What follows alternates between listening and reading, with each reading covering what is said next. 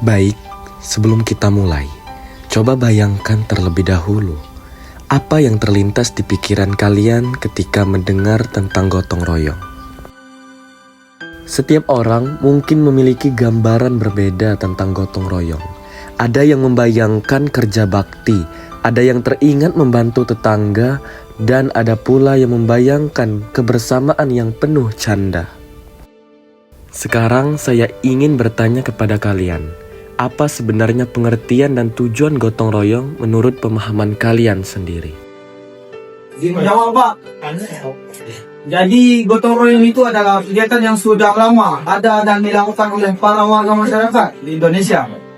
Jadi gotong royong itu sudah mendarah daging ataupun sudah menjadi budaya yang dimana gotong royong ini bertujuan untuk membersihkan sebuah lingkungan sekitar seperti tempat-tempat umum ataupun saluran-saluran irigasi.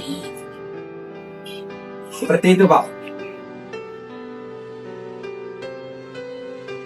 Izin nambah Bapak. Gotong royong itu agar kita membuat lingkungan kita menjadi bersih, aman, netral, dan juga tidak ada sumber-sumber penyakit seperti nyamuk-nyamuk yang ada. Dan itu juga sangat-sangat membantu lingkungan kita melakukan gotong royong. Selain itu, gotong royong juga membuat ikatan sosial di lingkungan tetangga kita itu menjadi lebih kuat dan erat, Pak. Nah, benar kata Anwar dan Haikam. Kalau gotong royong itu adalah sebuah kebiasaan atau ada istiadat yang memang sudah mendarah daging di kehidupan kita berbangsa dan bernegara, khususnya di negara kita di Indonesia. Sekarang Bapak minta silakan kalian untuk melakukan aksi nyata, yakni tentang kontekstualnya daripada gotong royong tersebut di lingkungan sekitar Anda. Boleh Anda sekarang melakukan aksi atau dampak nyata daripada gotong royong ini.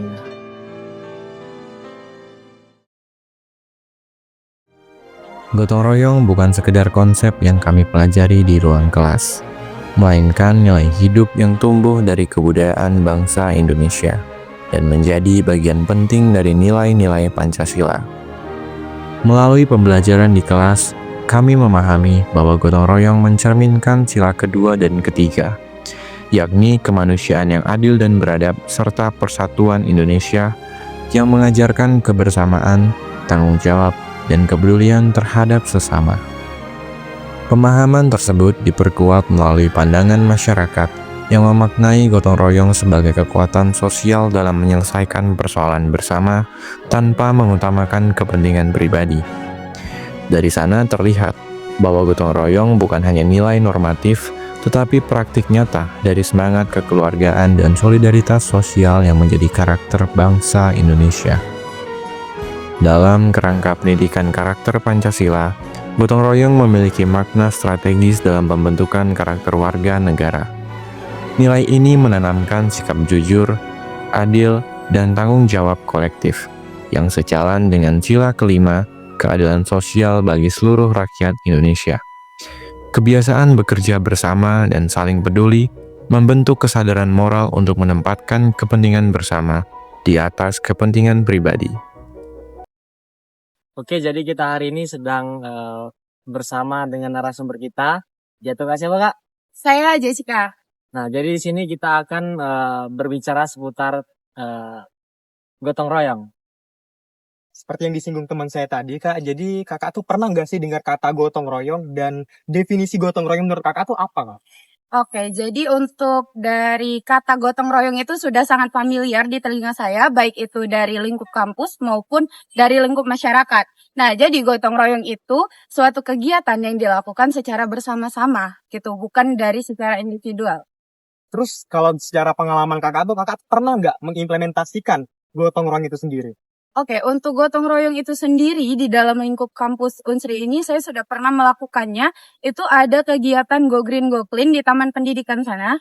Itu merupakan salah satu program kerja dari BMKMF Unsri. Nah, jadi berdasarkan dari pertanyaan dari saudara rekan saya tadi, seberapa penting sih Kak gotong royong itu menurut Kakak? Untuk gotong royong itu sendiri sangat penting ya, karena gotong royong itu kan dilakukan secara bersama-sama. Seperti kita tahu definisi berat sama dipikul, ringan sama dijinjing. Nah, jadi jika kita lakukan secara bersama-sama, sama saja kita melakukannya dengan memperingan pekerjaan itu sendiri gitu. Jadi kita tidak memikul, tapi kita menjinjing bersama-sama untuk meringankan beban kita dalam satu pekerjaan tersebut. Oke, terima kasih ya. Ya, sama-sama. Baiklah teman-teman semua, pada saat kali ini kita dengan narasumber kedua kita, yaitu dengan kakak Faris. Oke Kak Paris, sebelumnya pernah nggak sih dengar nama gotong royong? Pernah. Menurut kakak, apa itu gotong royong? Oke, menurut saya gotong royong itu adalah sebuah kegiatan yang dilakukan oleh beberapa orang untuk mencapai tujuan untuk bisa dilakukan dengan sama-sama. Dengan begitu dapat mencapai tujuan dengan cepat dan efisien. Aktivitas apa kak yang kakak lakukan pada saat gotong royong kak? Oh, saya pernah lakukan gotong royong itu di saat saya di jam MK, yaitu dengan pas saya MK perkongsian. Kami melakukan proyek. Dengan melakukan proyek itu kami membagi tugas. Dengan begitu kami dapat mencapai proyek itu dengan cepat dan efisien. Menurut kakak kak, seberapa penting kak gotong royong itu kak sebenarnya? Menurut saya gotong royong itu sangat penting karena di dunia ini tidak ada manusia yang bisa berdiri sendiri. Kan gitu aja. Karena hidup bersama-sama ya kak. Iya. Baiklah, terima kasih, Terima kasih. semuanya. Dengan inilah mohon narasumber kita itu Kak Nazik. Terima kasih sudah menyaksikan. Dadah.